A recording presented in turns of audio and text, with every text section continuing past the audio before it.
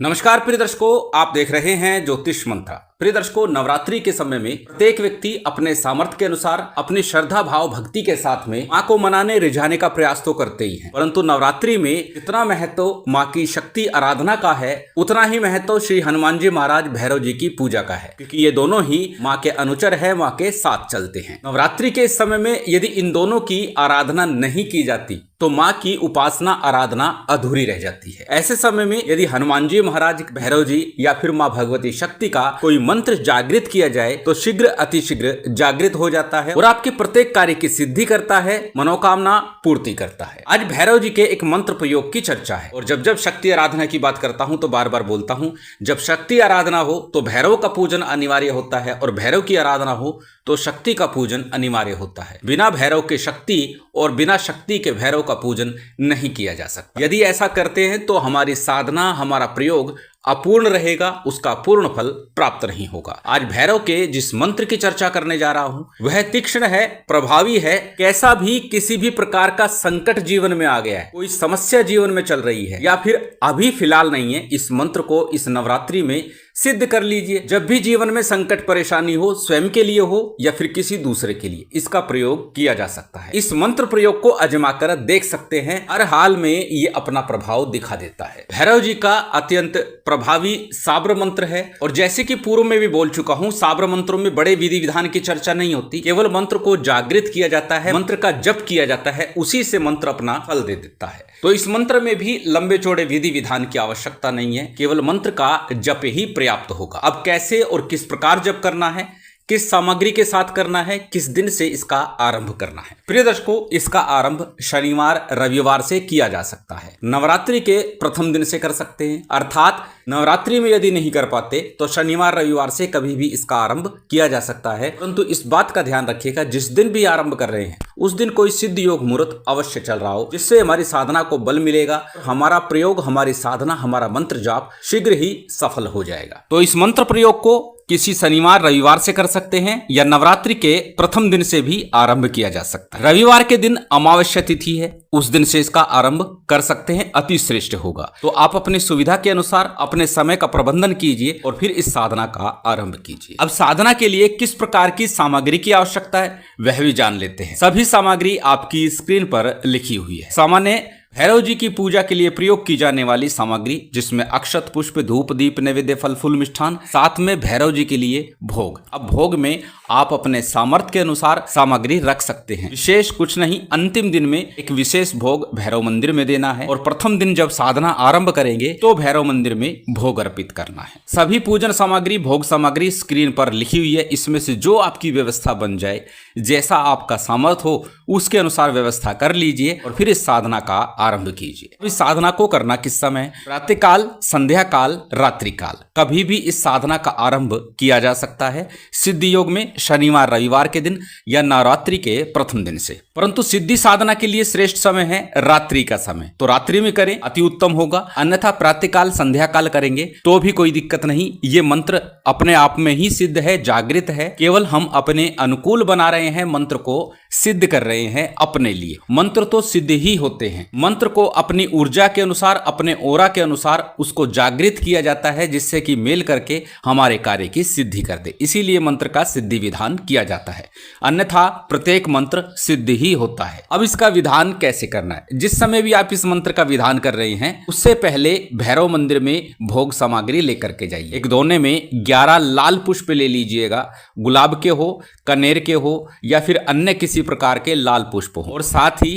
2 लड्डू बूंदी के, उसमें लौंग लगा दीजिएगा और ये भैरव मंदिर में आपको अर्पित करके आने। 1 रुपए का, 5 रुपए का सिक्का रख दीजिए, 7 चुटकी कुमकुम से रंगे हुए चावल रख दीजिए। ये भोग सामग्री आपको लेकर के जानी। अन्य सामग्री भी लिखी हुई है, इसमें से जो व्यवस्था हो भैरव जी के श्रृंगार के लिए ले जाइएगा। तेल, सिंदूर, जनेऊ इत्यादि जो भी आप ले जा सकते हैं, परंतु मुख्य रूप से ये भोग सामग्री आपको भैरव मंदिर में रख करके आनी है जब आप ये साधना आरंभ करेंगे। उससे पूर्व प्रातः काल करेंगे तो एक दिन पूर्व संध्या काल में रखाइए। यदि संध्या काल रात्रि काल में साधना कर रहे हैं तो उसी दिन संध्या काल रात्रि काल में साधना आरंभ करने से पहले भैरव मंदिर में रख करके आ जाइए। अब करना क्या है? अपने घर में एकांत स्थान पर या फिर जहां आपने मां के चौकी दरबार लगाइए वहीं पर, जैसी भी व्यवस्था आपके घर में है, किसी भी दिशा में मुख करके इस साधना को आप कर सकते हैं। कोई बंधन नहीं कि हमें पूर्व दिशा में मुख करना है, दक्षिण में मुख करना है या उत्तर में मुख करना है। कोई बंधन नहीं है, किसी भी दिशा में मुख करके इस साधना को कर सकते हैं। निश्चित ही ये साधना सफल होगी, पूर्ण होगी। परंतु प्रातः काल जब करें तो पूर्व मुख होना ज्यादा श्रेयकर होता है और संध्या या रात्रि काल में उत्तर अथवा पश्चिम मुख होना ज्यादा श्रेयकर होता है। परंतु इस साधना को आप जैसी व्यवस्था आपके घर में हो उसके अनुसार कर लीजिएगा। अब क्या करना है, अपने घर में जिस भी दिशा में आप बैठे हैं मुख करके बैठ जाइए। अपने सामने किसी चौकी पट्टे पर भैरव जी का विग्रह स्थापित कर लीजिए अथवा माँ की चौकी दरबार लगाइए। तो वहीं पर विग्रह स्थापित करने की आवश्यकता नहीं है। माँ के बाएं हाथ की तरफ आपको भैरव जी का प्रतीकात्मक रूप से पूजन करना है। सबसे पहले थोड़ा शुद्धि आचमन कीजिएगा, अपने ऊपर जल छिड़किए, सामग्री जो है उसके ऊपर जल छिड़क लीजिए। एक तेल का दीपक प्रज्वलित कर लीजिए। यदि आपने माँ की अखंड ज्योति लगाई है तो अन्य दीपक प्रज्वलित करने की आवश्यकता नहीं होगी नवरात्रि के समय में, अन्यथा तेल का दीपक आपको लगाना है। दीप प्रज्वलित करने के बाद आपको संकल्प लेना है। संकल्प के लिए दाहिने हाथ में अक्षत, पुष्प, जल इत्यादि ले लीजिए। अपना नाम बोलिए, गोत्र बोलिए, उस दिन का तिथिवार नक्षत्र बोलिए और फिर अपनी कामना बोलिए कि सर्व कामना सिद्धि हेतु, सर्व प्रकार से रक्षा हेतु आप इस मंत्र का विधान कर रहे हैं। ऐसा संकल्प बोल करके संकल्प के लिए लिया गया अक्षत, पुष्प, जल किसी थाली प्लेट में अथवा दीपक के सम्मुख छोड़ दीजिए। उसके बाद सामान्य सा गणपति का, गुरु का, कुलदेव, पितृदेव, स्थान देव, इन पंचदेवों का सामान्य सा पूजन विधान आपको कर लेना है। पंचदेवों के पूजन के साथ ही शिव शक्ति का पूजन कीजिए। श्री हनुमान जी महाराज और भैरव जी का भी सामान्य पूजन विधान, जो भी सामग्री, जो भी व्यवस्था आपके पास है उसके अनुसार कर लीजिएगा। पूजन विधान आपका संपन्न हुआ। उसके बाद आज का जो मूल मंत्र है इसका जप करना है। परंतु बार बार बोलता हूं, जब भी कोई मंत्र साधना करे, गणपति गुरु मंत्र का जप भी अनिवार्य रूप से यथाशक्ति अवश्य कीजिए। 11-11 बार अथवा एक माला का गणपति गुरु मंत्र का जप कर लीजिए। गणपति मंत्र के रूप में ओम गंग गणपति नमः, ओम गणेशाय नमः, ओम वक्रतुंडाय नमः, ओम विघ्नेश्वराय नमः, या जो भी गणपति जी का मंत्र आपको याद है उसका एक माला का अथवा 11-21 बार जप अवश्य कीजिए। साथ ही गुरु मंत्र का जप करना है। यदि गुरु दीक्षा नहीं ली है तो आप भगवान शिव के पंचाक्षरी मंत्र ओम नमः शिवाय का अथवा गुरु गोरखनाथ जी के ओम गुरु गोरक्षनाथाय नमः मंत्र का जप कीजिए। यदि गुरु दीक्षा ली है तो अपने गुरु मंत्र का ही जप कीजिएगा। प्रिय दर्शकों, यदि गुरु दीक्षा नहीं ली, उस परिप्रेक्ष्य में जिस भी गुरु मंत्र का जप कर रहे हैं, संभव हो एक ही माला का जप करे,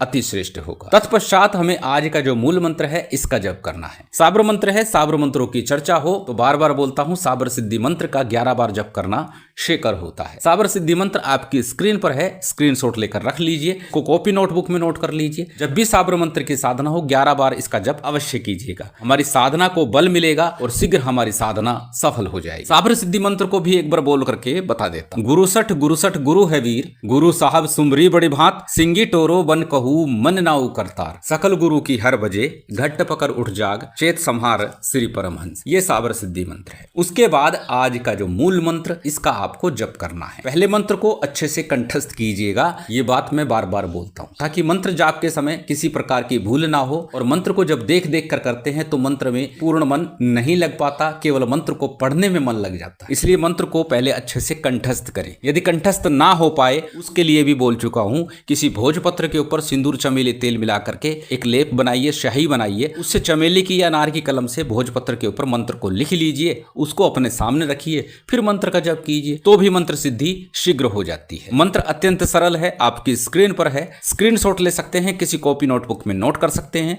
मंत्र को एक बार बोल करके बता देता हूं। मंत्र इस प्रकार है। 5 बरस का बालका जौन है शंकर रूप, दौड़े संकट काटन को हाथ ले त्रिशूल। अत्यंत सरल छोटा सा मंत्र एक बार पुनः बता देता हूं। 5 बरस का बालका जौन है शंकर रूप, दौड़े संकट काटन को हाथ ले त्रिशूल। इस मंत्र का ही आपको जप करना है। अब जप कितना करना है, चाहे आप नवरात्रि के 9 दिन करें या फिर 11 दिन की साधना करें, रविवार शनिवार से शुरू करके मंत्र का जप नित्य ही आपको 11 माला का करना है। छोटा सा मंत्र है, 11 माला में बमुश्किल 25-30 मिनट ही आपको लगेगा, अधिक से अधिक, इससे ज्यादा का समय नहीं लगेगा। और कुछ प्राप्ति के लिए इतना समय तो हमें देना पड़ेगा। 11 माला जप के बाद में आरती करके भोग लगा दीजिए। भोग जो भी सामान्य है, अग्नि पर उसका थोड़ा सा भोग लगा दीजिएगा। जलाचमन कराइएगा, क्षमा प्रार्थना कीजिएगा, आसन को प्रणाम कीजिएगा। अब 5 मिनट 7 मिनट के लिए आसन पर बैठे ही रहिए और जिस भी कामना से ये जप कर रहे हैं उसके लिए मानसिक रूप से निवेदन प्रार्थना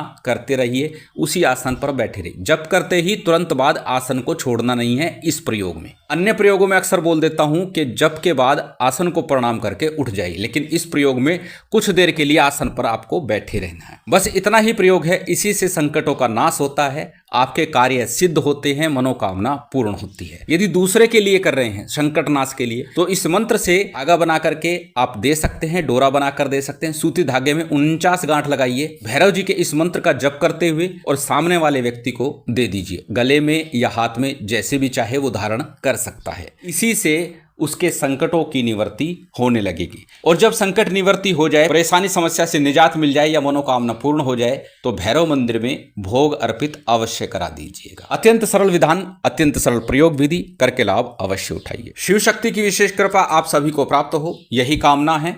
उम्मीद करता हूं आज की ये जानकारी, ये वीडियो आपको अच्छी लगी होगी। यदि अच्छी लगी हो तो कृपया लाइक कीजिएगा, शेयर कीजिएगा। यदि चैनल पर नए हैं तो सब्सक्राइब कर बेल आइकन बटन दबा दीजिएगा। जय माता दी, जय श्री राम।